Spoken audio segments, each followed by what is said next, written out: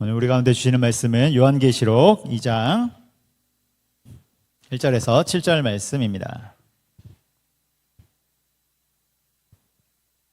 요한계시록 2장 1절에서 7절 말씀, 저 여러분들이 한 절씩 교독하도록 하겠습니다.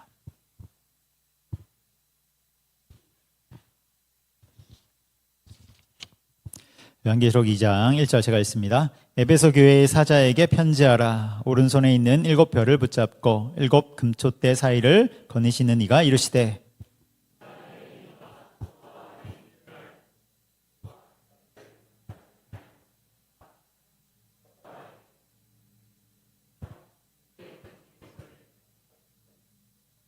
또 내가 참고 내 이름을 위하여 견디고 게으르지 아니한 것을 아노라.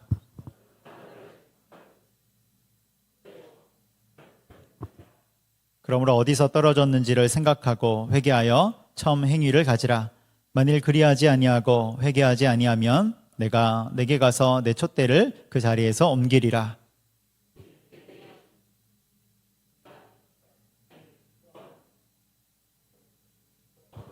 함께 읽겠습니다. 귀 있는 자는 성령이 교회들에게 하시는 말씀을 들을지어다. 이기는 그에게는 내가 하나님의 낙원에 있는 생명나무의 열매를 주어 먹게 하리라. 아멘. 할렐루야. 아멘. 오늘도 금요기도에 나오신 여러분들 주님의 이름으로 축복합니다. 아멘. 오늘 날씨가 많이 추웠어요. 바람도 많이 불고 어찌나 춥던지. 그리고 오늘 휴일이고 여러분, 이 모든 바람을 뚫고 추위를 뚫고 또 휴일을 뚫고 이곳에 오신 여러분들이 승리자들입니다. 우리 옆 사람과 한번 고백합시다. 오늘도 잘 오셨습니다. 네, 잘 오셨습니다. 주님의 은혜가 우리 가운데 있을 줄 믿습니다. 오늘은 3.1절이죠. 여러분, 3.1절은 1919년 독립선언서를 낭독하면서 이제 만세운동이 시작된 그 날인데요. 우리나라의 역사적인 중요한 날입니다. 일제강점기 속에서도 대한독립 만세를 외친 우리 참 귀한 날인데요. 우리나라 민족성은 참으로 대단하다 이런 생각이 들 때가 많이 있어요. 보면 우리가 외세의 침략도 많이 당하고 침입도 많이 당하지 않았습니까? 그런데 그 모든 것을 이겨내고 이렇게 꿋꿋이 서 있는 것을 보면 우리나라 사람들은 참으로 대단하다. 그 민족성이 대단하다. 그런 생각이 많이 듭니다. 다른 나라가 우리나라를 침략한 후에 당황하는 지점이 하나 있다고 그래요. 예전에 침략했을 때. 조선시대에 우리나라에 탁 침략하지 않습니까? 근데 이들의 계산에는 왕을 잡으면 이 나라를 다 빼앗은 것이다. 이렇게 생각하고 왕을 잡으러 탁 간단 말이에요. 그래서 왕을 탁 잡죠. 왕궁을 점령하죠. 그러면 모든 백성들이 다 항복할 줄 알았는데 그때부터 이 나라는 더 들끓어 일어난다는 거예요. 조선의 모든 백성들이 일어나서 여기저기서 봉기를 일으키고 밀란을 일으키고 그래서 당황하는 지점이 있다. 이런 얘기를 들어본 적이 있는데요. 아마도 오늘날 우리나라가 지금 빼앗긴 상태라면 여기 계신 분들 중에서도 독립운동하러 가신 분들이 많지 않았을까 그런 생각이 듭니다. 우리나라는 참 그런 나라죠. 여러분, 그 만세운동 때, 3.1 만세운동 때 독립선언서가 낭독되었잖아요. 그때 민족대표 33인이 모여서 그 독립선언서에 이름을 적습니다. 근데 그 이름을 적는 순서를 보면 누가 먼저 이름을 올릴 것인가를 가지고 다퉜다는 기록이 있어요. 거기 이름을 보면 손병희, 길선주, 이필주 이런 순으로 되어 있는데요. 독립선언서를 다 쓴 다음에 누구 이름을 제일 먼저 올릴 것인가. 그래서 천도교에서는 뭐라고 얘기하냐면, 천도교가 이제 손병인데 천도교가 돈을 제일 많이 냈기 때문에 우리 대표 이름이 맨 위에 올라가야 된다 이렇게 주장한 거예요. 그러니까 기독교가 가만히 있겠습니까? 아니다. 33인 중에 16명 대부분이 기독교인인데 무슨 말이냐. 기독교인이 1번으로 올라가야 된다. 그러니까 불교계가 딱 얘기하는 거죠. 우리는 비록 2명이지만 우리나라를 대표하는 종교는 불교다. 그래서 불교가 가장 먼저 올라가야 된다. 서로 막 이렇게 다투면서 쓰지를 못하고 있었어요. 그때 싸우고 있는 가운데 남강 이승훈 선생님이 조금 늦게 이제 도착을 한 것이죠.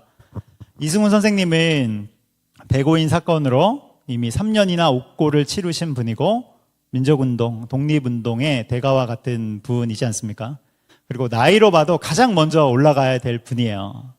그런데 이승훈 선생님이 이것을 보시고 야, 왜 이런 것 가지고 싸우냐? 여기 이름 올라가는 순으로 죽는다. 이렇게 이제 이야기를 한 것이죠. 그리고 천도교 선병희, 장로교 길선주, 감리교 이필주, 불교 박용성, 나머지는 가나다 순 딱 정리를 했답니다. 그래서 그런 순으로 올라간 것이죠. 이승훈 선생은 기독교인이에요. 그래서 누가 봐도 가장 맨 앞에 이제 독립운동가로서 가장 맨 앞에 이름을 올려야 될 분인데 그분이 그 자리를 내어준 것이죠. 그리고 그 순서를 딱 정리한 거예요. 자기 권리를 내려놓고 정리하니까 하나가 된 것이죠. 우린 이 이야기 속에서 우리도 자꾸만 내 권리를 주장하려는 그런 것들이 있지 않습니까? 여러분, 신앙의 연수가 차오르면 차오를수록 또 직분과 직책이 계속 가져가면 가져갈수록 그리고 나이가 들면 들어갈수록 권리를 주장할 기회가 더 많아지죠. 그리고 내 공로를 드러낼 일들이 훨씬 더 많아져요. 여러분, 그때마다 우리는 그렇게 하는 것이 아니라 나를 계속해서 내려놓는 것입니다. 낮은 자리에 거하는 것이죠. 우리 예수님이 하나님의 아들의 그 권리를 내려놓고 이 땅에 오셨잖아요. 낮은 자리로 그렇게 임하셨죠. 그래서 신앙의 길은 그 낮은 자리를 계속해서 지향하는 길입니다. 여러분, 그 길에 거하는 우리가 되기를 소망합니다. 오늘 3일절인데요. 우리 기독교인들은 나라를 사랑하는 사람들이에요. 그래서 우리나라 역사를 살펴봐도 우리 기독교인들은 항상 이렇게 집 앞에 태극기를 꽂아놨어요. 그래서 나라 사랑하는 마음들, 그리고 이것을 통해서 나는 기독교인이다, 이것을 표현한 기록들이 있어요. 그래서 여러분, 이 나라를 위해서 우리는 계속해서 기도하는 사람들이고 이 나라를 그렇게 세워가고 기도 속에서 하나님의 나라가 되도록 여러분 계속해서 그렇게 나아가는 우리가 되기를 축복합니다. 아멘. 오늘은 요한계시록 2장 말씀인데요. 우리 2장 나가기 전에 먼저 전장의 마지막 부분인 1장 19절부터 보도록 하겠습니다. 우리 1장 19절 같이 읽도록 하겠습니다. 1장 19절 시작. 그러므로 내가 본 것과 지금 있는 일과 장차 될 일을 기록하라. 아멘. 여기에 보면 요한계시록의 구조가 나온다고 그랬어요. 처음에는 내가 본 것, 그리고 지금 있는 일, 장차 될 일. 그래서 요한계시록 1장 19절은 중요한 말씀이에요. 요한계시록의 구조를 보여주기 때문에 그런 것입니다. 비슷한 게 사도행전도 비슷하죠. 여러분, 사도행전 1장 8절에 보면 이런 말씀이 나와요. 오직 성령이 너희에게 임하시면, 그러면서 복음을 전파하래요. 어디로 복음을 전파하라고 나옵니까? 우리 한번 보여주세요. 다음 그림 보여주세요. 네, 너희가 예루살렘과 유대와 사마리아와 땅끝까지 이르러 내 복음을 전하라, 이렇게 말씀하시잖아요. 그래서 사도행전은 이 순서대로 기록이 돼 있어요. 복음이 예루살렘과 유대와 사마리아와 땅끝까지 어떻게 흘러가는가의 순으로 사도행전이 기록되어 있는 것이죠. 그런 것처럼 요한계시록도 똑같은 거예요. 다음 그림 보여주세요. 네, 본 것, 지금 있는 일, 장차 될 일 순으로 기록이 되어 있는 것이죠. 본 것은 1장, 지금 있는 일은 2장, 3장, 장차 될 일은 4장 이후가 되는 것입니다. 그래서 사도 요한이 본 것이 1장인데 1장에서 누구를 봤어요? 네, 예수님을 봤죠. 우리 1장 13절 이하에 그 예수님의 형상이 나오잖아요. 그림 한번 보여주시겠어요? 역사상 이제 이 1장 13절 이하에 그 그림을, 그 형상, 성경을 보고서 그림을 그린 사람들이 있어요. 이렇게 이제 그림을 그린 것이죠. 가슴에는 금띠를 띠고, 그리고 발에 끌리는 옷 이렇게 입고, 그리고 머리와 머리털은 양털처럼 하얗고, 이런 식이죠. 다음 그림도 보여주세요. 네, 이렇게 그리기도 했습니다. 입에서는 하나님의 검 말씀이 나오고, 오른손에는 뭐가 있어요? 7별. 7별이 중요하죠. 그리고 그 앞에 금초대가 있지 않습니까? 금초대 앞을 거느시는 예수님. 다음 그림도 보여주시겠어요?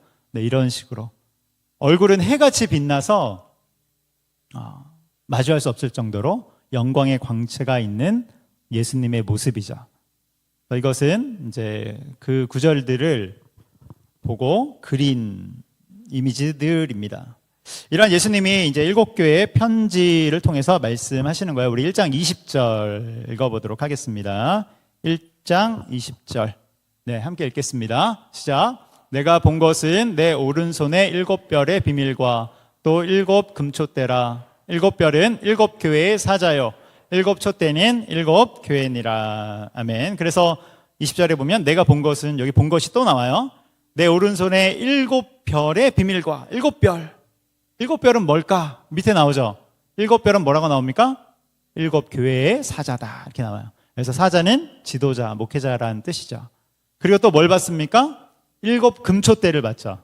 7 금촛대는 뭐예요? 7 교회. 그래서 합치면 7별과 7 금촛대는 합치면 교회가 되는 거예요. 교회. 교회. 그래서 그 7 교회를 향해서 편지를 쓰게 되는 것입니다. 여기서 우리가 한 가지 적용해 볼 것이 뭐냐면, 예수님의 오른손에는 7 별이 있죠. 그렇죠? 그리고 그 앞에는 7 금촛대가 있는 거예요. 다시 말해서 우리 교회는 어떤 곳이냐면 예수님이 붙들고 계신 것, 그리고 예수님이 거하시는 곳이 되는 것이죠. 그래서 교회는 위대한 곳입니다. 영광스러운 곳이에요. 여러분, 교회가 왜 영광스럽고 위대하냐면 예수님이 붙잡고 계시기 때문에, 그리고 예수님이 거하시기 때문에. 여기서 우리가 오해하면 안 되는 게 있는데, 그것은 교회는 건물이 아니라는 거예요. 여러분, 교회는 건물이 아니라 우리가 교회이죠. 성도들이 교회이고요, 성도들의 모임이 교회가 되는 거예요. 과거에는 이걸 착각했어요.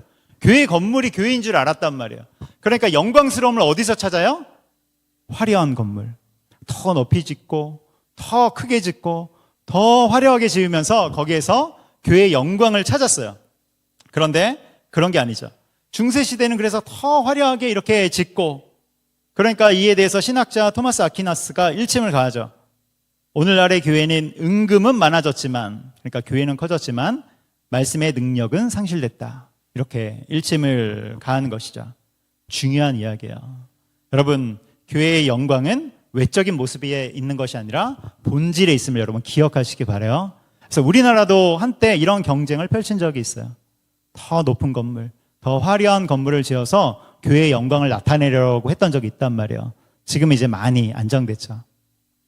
그런데 그런 것이 아니라 교회는 성도들의 모임이다. 우리 성도들이 교회다. 이 사실을 기억하는 것입니다. 그래서 여러분, 산성교회도 마찬가지예요. 산성교회의 영광은 어디서 찾습니까?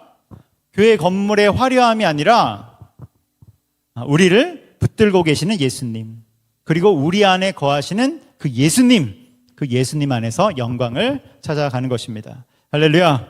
아멘. 그래서 우리는 모일 때마다 우리 예수님을 바라보면서 전심으로 예배 드리는 것이죠. 힘을 다해 예배 드리는 것입니다. 모이기를 힘쓰고 힘을 다해서 예배를 드리는 것입니다. 그래서 이제 7교회로 들어오는데요. 7교회는 순서대로 7교회가 나옵니다. 우리 한번 아까 보여주시겠어요? 그래서 한번 따라서 읽도록 하겠습니다. 시작. 에베소, 서머나, 버가모, 두아디라, 사데, 빌라델비아, 라우디게아. 앞글자만 따면 에서보드, 사빌라 이렇게 한다고 그랬어요. 그래서 7교회가 나옵니다. 우리 한번 따라할까요? 에서보드, 사빌라. 한 번 더. 에서보드, 사빌라. 네, 우리 요한계시록 말씀이 다 끝나고 시험을 본다면 꼭 나올 문제예요. 여러분 기억하시면 되겠습니다. 그래서 이 중에 이제 오늘 가장 첫 번째 교회로 에베소 교회가 나오는데요. 우리 2장 1절을 읽어보도록 하겠습니다. 2장 1절 말씀 읽겠습니다. 시작. 에베소 교회의 사자에게 편지하라. 오른손에 있는 7 별을 붙잡고 7 금촛대 사이를 거니시는 이가 이르시되. 아멘. 여기에 보면 편지를 보내는 분이 누구인지 나와요. 1절 중간에 보면 오른손에 있는 7 별을 붙잡고 7 금촛대 사이를 거니시는 이 누굽니까? 예수님이죠. 그래서 요한계시록은 앞부분에 보면 잘만 읽으면 다 나와 있어요.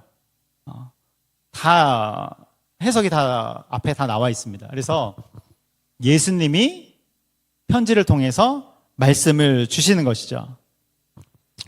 그래서 7 편지는 다 예수님이 말씀을 주시는 것입니다. 두 번째 교회인 서머나 교회도 마찬가지예요. 우리 8절도 한번 읽어볼게요. 2장 8절. 2장 8절. 네, 읽어보도록 하겠습니다. 시작. 서머나 교회의 사자에게 편지하라. 처음이요 마지막이요 죽었다가 살아나신 이가 이르시되. 아멘. 여기 보면 처음이며 마지막이요 죽었다가 살아나신 이 누굽니까? 예수님이죠. 예수님. 그래서 예수님이 편지지만 편지를 통해서 말씀을 주시는 것입니다. 그래서 항상 말씀의 주체는 예수님이다. 우리가 이것을 알 수 있는 것이죠. 그러면 어떤 말씀을 주시는가? 에베소 교회에 어떤 말씀을 주시는가? 2장 2절에 이렇게 나옵니다. 2장 2절 제가 읽습니다. 내가 내 행위와 수고와 내 인내를 알고 또 악한 자들을 용납하지 아니한 것과 자칭 사도라 하되 아닌 자들을 시험하여 그의 거짓된 것을 내가 드러낸 것과 이렇게 나와요. 그러니까 예수님이 이제 에베소 교회에 대해서 말씀하시면서 먼저 칭찬을 주시는 거예요. 어떤 칭찬이 나옵니까? 행위, 수고, 인내가 있었다. 그리고 악한 자, 자칭 사도라 하는 자들을 잘 막아냈다. 이렇게 칭찬을 주시는 거예요. 여러분, 에베소 교회의 특징이 있는데요. 에베소 교회는 누가 개척했습니까? 사도 바울이 개척했어요. 사도 바울. 사도 바울이 복음의 씨를 뿌려서 개척을 했죠. 개척했을 뿐만 아니라 그곳에서 2년 혹은 3년을 머물면서 성도들에게 말씀을 가르쳤어요. 우리가 잘 아는 두란노 서원 있죠. 그 두란노 서원에서 2년 동안, 횟수로는 3년일 거예요. 3년 동안 말씀을 집중적으로 가르쳤던 곳입니다. 그래서 그런지 에베소 지역에는 엄청난 회개운동이 일어나기도 했는데요. 회개운동이 일어나서 그 지역의 사람들이 우상과 관련된 책들을 불태우는, 그런데 그 책이 어마어마하게 많아서 은 5만에 값이다 이렇게 나와요. 오늘날의 돈으로 하면 거의 20억에 가까운 돈이거든요. 그러니까 에베소 지역에 있는 거의 도시의 모든 사람들이 와서 우상과 관련된 그런 것들을 태웠다 이렇게 보면 되는 거예요. 그러니까 전 도시적인 회개운동이 일어났던 곳이죠. 에베소 지역은 그렇게 회개운동이 일어나고 말씀이 충만한 그런 지역 안에서 교회가 세워진 것입니다. 그리고 역대 목회자만 봐도 엄청난 목회자들이 거기서 목회를 했거든요. 처음에는 누가 목회를 했어요? 사도 바울이 목회를 했죠. 바울 다음에 바울의 제자가 목회를 했습니다. 바울의 제자 누구예요? 디모데가 거기서 목회를 했죠. 그래서 우리가 디모데 전후서, 그러면 에베소 교회에 목회하던 디모데를 향한 편지가 바로 디모데 전후서가 되는 거예요. 그러면 디모데 다음에는 누가 거기서 목회를 했냐? 사도 누가가 거기에서 목회를 했고, 그 다음을 이어서는 사도 요한이 말씀을 가르쳤어요. 그러니까 에베소 교회는 굉장히 뿌리가 있는, 뼈대가 있는 그런 교회이고, 엄청난 사역자들이 말씀의 씨를 뿌리고 신앙의 기초를 다졌던 곳이 되는 거예요. 그래서 기독교 초기에 새 교회 3대장을 뽑아라 그러면 예루살렘, 또 안디옥, 에베소, 이 세 교회가 되는 것이죠. 이런 에베소 교회에 여러 이단들의 공격이 있었는데요. 2절에 나왔던 것처럼 악한 자들, 자칭 사도라 하는 자들이 침투한 것이죠. 교회에 침투한 거예요. 그러면 누가 침투했을까? 이 악한 자들, 자칭 사도라는 이단은 누구일까? 6절에 나옵니다. 6절에 그들의 정체가 나오는데요. 6절을 읽도록 하겠습니다. 6절 시작. 오직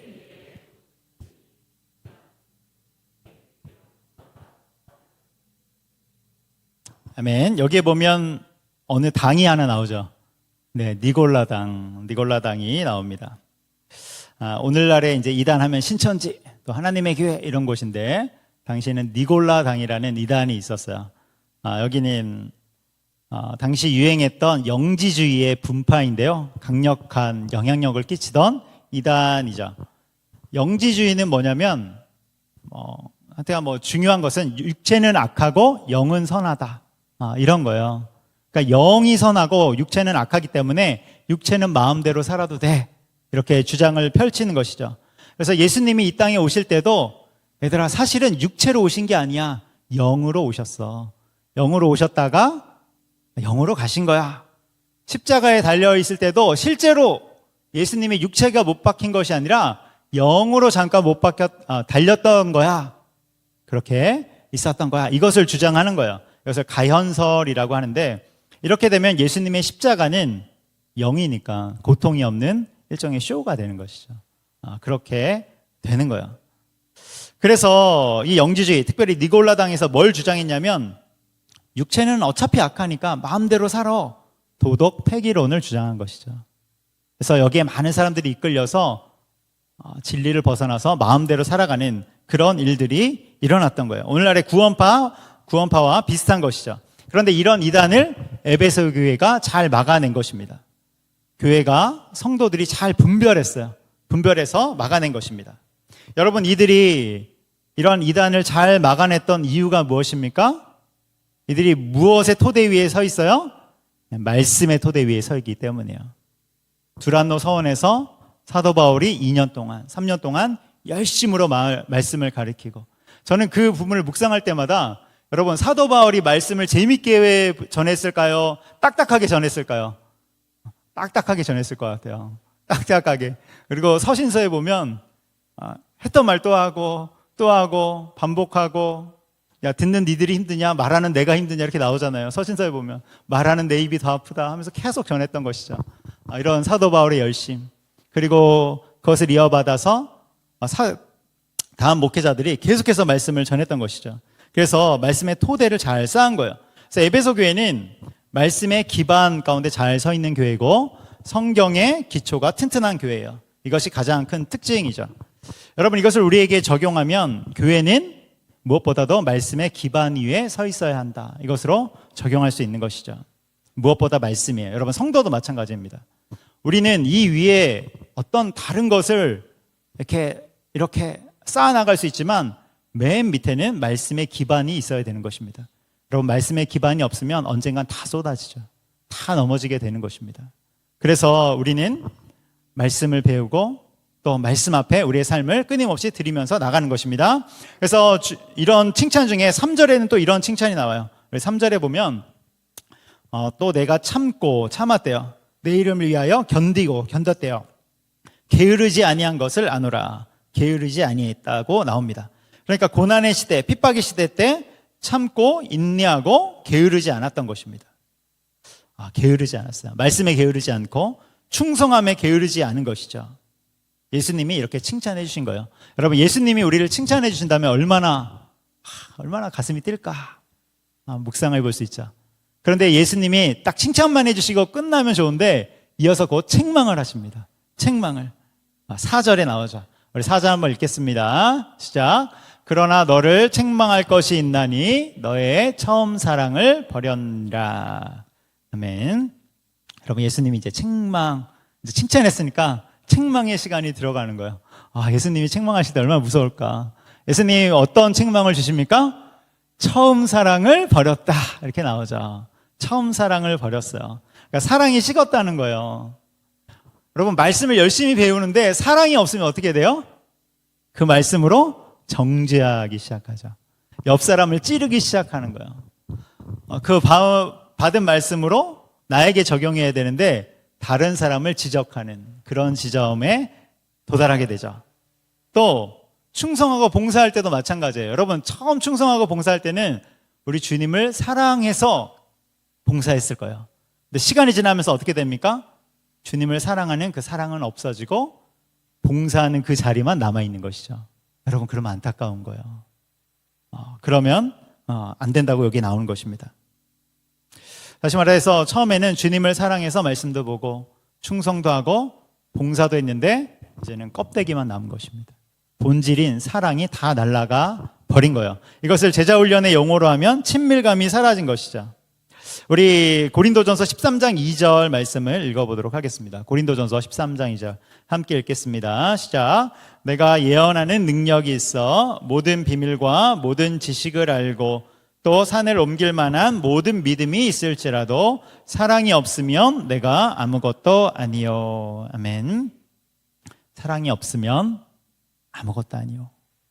여러분, 아무리 높은 지식을 쌓아도, 아무리 많은 업적을 쌓아도, 아무리 숱한 능력이 있어도 아무것도 아니다, 이렇게 말씀하고 있어요. 그래서 무엇을 말씀합니까? 처음에는 말씀의 토대에 있는 에베소 교회를 보죠. 두 번째는 하나님이 요구하시는 게 뭐예요? 그 위에 사랑을 쌓아라, 이렇게 말씀하시는 거예요. 말씀과 사랑이 같이 가야 됨을 보여주고 계신 것입니다. 이 두 개가 중요해요. 이따가 다시 말씀드릴 건데요. 그래서 5절에 보면 회개하라, 너희 처음 행위 사랑의 자리로 돌아가라, 이렇게 말씀하시는 것입니다. 우리 7절도 한번 읽어보도록 하겠습니다. 우리 7절 읽어볼게요. 제가 읽겠습니다. 귀 있는 자는 성령이 교회들에게 하시는 말씀을 들을지어다. 여기 교회들 밑줄이죠. 교회들. 지금 에베소 교회에 편지를 해요. 주님이 에베소 교회에 편지를 하는데 성령이 교회에게 하시는 말씀을 들을지어다 이렇게 말씀하지 않고 교회들에게 하시는 말씀을 들어라 이렇게 말씀하고 계세요. 그러니까 지금 에베소 교회에 편지하는 이 편지가 에베소 교회 한 교회만 해당되는 거예요? 아니면 다른 교회에도 해당되는 것입니까? 네, 다른 교회도 해당되는 것입니다. 에베소 교회는 대표적인 거예요. 대표적으로 에베소 교회를 써놨지 여기 나오는 교회들은 모든 교회, 지구상에 있는 모든 교회들, 또 역사 안에 있는 모든 교회들을 뜻하는 것입니다. 그러니까 여기에는 산성교회도 포함됩니까? 안 됩니까? 네, 포함되는 거예요. 우리는 이 편지를 대하면서 우리 교회는 어떤가? 또 교회된 나는 어떤가? 비추면서 나가는 것입니다. 그때 7절 뒷부분에 보면 이기는 그에게는 내가 하나님의 낙원에 있는 생명나무의 열매를 주어 먹게 하리라. 즉 천국 약속을 주시는 것이죠. 이기는 그에게. 그렇게 살아가는 자에게는 하나님 낙원에 있는 생명나무의 열매, 천국 약속을 주시는 것입니다. 여러분 우리가 천국에 어떻게 들어갑니까? 예수님을 믿을 때, 예수님을 구주로 고백할 때 천국에 들어가게 되는 것이죠. 그런데 여기엔 뭐라고 나옵니까? 이기는 그에게, 방금 말씀하셨던 것들을 지키는 자들에게 천국을 주시겠다 이렇게 말씀하세요. 이게 무슨 뜻일까요? 여러분 우리가 예수님을 구주로 고백하는 그 자들이 천국에 들어가죠. 그런데 그 사람이 정말로 예수님을 구주로 고백했는지 안 고백했는지 어떻게 알아요? 그 행동을 통해서 알 수 있는 것입니다. 정말로 주님의 말씀의 토대 가운데 사랑을 쌓아서 살고 있는가? 이것을 통해서 그 사람이 정말로 고백하는 예수님의 주되심의 고백이 진짜인지 아닌지를 알 수 있는 거예요. 그것을 말씀하고 있는 것입니다. 자, 마태복음 22장에 보면 혼인잔치의 비유가 나와요. 굉장히 중요한 말씀인데요. 혼인잔치의 비유. 여러분 혼인잔치의 비유는 예수님이 이 땅에 재림하실 때 그 사건을 비유적으로 알려주신 것이죠. 거기에 보면 임금이 자기 아들을 위해서 잔치를 베푸는 장면이 나옵니다. 그래서 종들을 보내서 사람을 청하죠. 이제 임금의 아들이 혼인잔치를 펼치니까 다 오십시오 하면서 사람들을 청합니다. 그래서 먼저 청한 자들은 그 비유 속에서 유대인들을 청하는 거예요. 근데 유대인들이 거부하죠. 나는 바쁩니다. 어떤 사람은 밭을 매러 가야 합니다. 나는 사업하러 가야 합니다. 하면서 다 거부합니다. 이 과정에서 임금이 보낸 그 종들을 그 사람들이 잡아 죽이죠. 여기서 임금은 누굽니까? 하나님이고 종은 누구예요? 선지자이죠. 유대인들이 선지자들을 다 죽인 그 이야기를 하는 거예요. 그러자 그 임금이 하나님이 혼인잔치의 초청장을 더 이상 유대인이 아니라 이방인들에게 보내기 시작해요. 그래서 임금이 명하기를 길에 가서 사람을 만나는 대로 다 초청하라. 사람을 만나는 대로 그 사람들이 바로 이방인이 된 것이죠. 그래서 이방인의 구원으로 넘어가는 거예요. 그 부분이 마태복음 22장 10절에 나오는데요. 10절은 없나요? 네, 10절은 없습니까? 제가 읽어드릴게요. 종들이 길에 나가 악한 자나 선한 자나 만나는 대로 모두 데려오니 혼인잔치에 손님이 가득한지라 이렇게 나와요. 종들이 길에 나가서 여기 보면 재밌는 표현이 나오는데요. 악한 자나 선한 자나 만나는 대로 모두 데려오니 혼인잔치에 손님이 가득하였다. 흥미로운 표현이 뭡니까? 악한 자나 선한 자나 다 불렀다는 거예요. 다 불렀어요. 이방인을 뜻하는 것이죠. 그래서 혼인잔치에 사람들이 가득해요. 이것은 누구에게나 구원이 열려 있음을 보여주는 거예요. 그런데 여러분 그 다음 절에서 한 가지가 갈리죠. 우리 11절 읽어보도록 하겠습니다. 11절 시작. 임금이 손님들을 보러 들어올세 거기서 예복을 입지 않은 한 사람을 보고, 여기 예복을 입지 않은 이것이 바로 밑줄인데요. 혼인잔치인데 예복을 입지 않고 온 사람이 있는 거예요. 그러자 12절에서 어떻게 합니까? 친구여 어찌하여 예복을 입지 않고 여기 들어왔느냐 이렇게 꾸짖는 것이죠. 13절 다음 절 보여주세요. 13절 13절 같이 있습니다. 시작. 임금이 사원들에게 말하되 그 손발을 묶어 바깥 어두운 데에 내던지라. 거기서 슬피 울며 이를 갈게 되리라 하니라. 임금이 어떻게 합니까? 예복을 입지 않은 사람을 손발을 묶어서 바깥 어두운 데에 던졌어요. 마태복음에서 바깥 어두운 데에 나오면 가로치고 지옥이라고 쓰면 돼요. 바깥 어두운 데는 마태복음에서 지옥을 뜻하는 거예요. 주님의 임재 바깥에 있는 그곳을 뜻하는 것입니다. 그래서 마태복음 22장 14절 다음 절에 청함을 받은 자는 많되 구원의 초청을 받은 자는 많지만 택함을 입은 자는 적으니라 이렇게 나옵니다. 구원은 누구에게나 열려 있지만 천국에 들어가는 자는 자격이 있다는 거예요. 자격. 근데 그 자격이 여기에 뭐라고 나옵니까? 우리 전 11절 다시 보여주세요. 12절 11절 나오죠. 예복이 나와요. 예복. 여러분 천국에 누가 들어가냐면 마태복음에서는 혼인잔치에 누가 들어가냐면 그 자격이 바로 예복이에요. 예복을 입은 사람. 그럼 이 예복이 뭘까? 예복이 중요하죠. 예복이 너무나 중요합니다. 이것이 요한계시록 19장 어린 양이 혼인잔치에 그대로 나와요. 요한계시록 19장. 우리 요한계시록 19장 보여주세요. 네, 제가 읽을게요. 우리가 즐거워하고 크게 기뻐하며 그에게 영광을 돌리세. 어린 양의 혼인 기약, 혼인 잔치가 시작됐어요. 그래서 그의 아내가 신부죠, 우리죠. 자신을 준비하였으므로 그에게 빛나고 깨끗한 세마포 옷을 입도록. 아까 예복이라고 나왔죠, 그렇죠? 여긴 뭐라고 나옵니까? 세마포 옷이라고 나와요. 예복은 세마포 옷이에요. 세마포 옷을 입도록 허락하셨으니 이 세마포 옷은 예복은 뭐라고 나옵니까? 같이 읽을까요? 시작. 성도들의 옳은 행실이로다 하더라. 성도들의 옳은 행실. 여기에 밑줄이죠.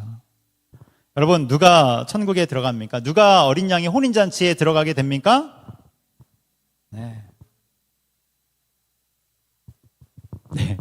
성도들의 옳은 행실에 거하는 자들, 이러한 자들이 들어가게 되는 거예요.